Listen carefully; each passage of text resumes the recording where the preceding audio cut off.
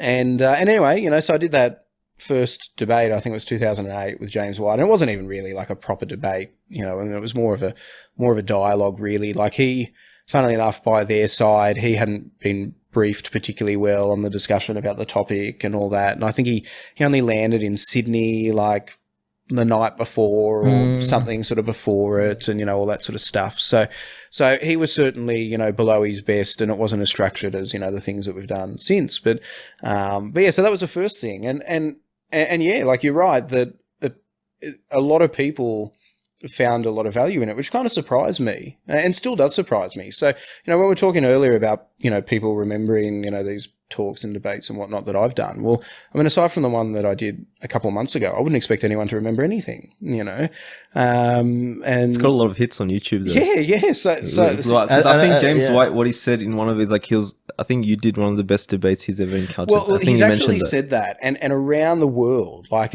he's presented at conferences in Germany, the UK, South Africa, Christian conferences and whatnot.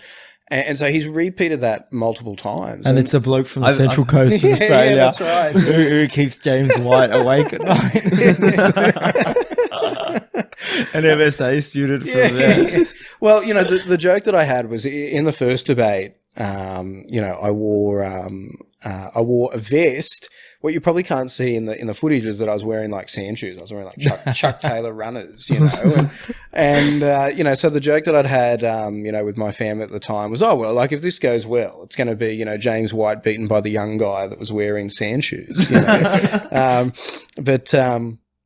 So anyway, like, that first one sort of went well, and that's what sort of then led into engagements with Samuel Green and a few others, like, because I think certainly the Australian community, then the Christian community, wanted to pick up more dialogues. Like there were a lot of people that were dissatisfied with what James did in that first debate, thought that they could do better, realised that when you're speaking in front of 100, 300, 500 people, it's actually not that easy. Yeah.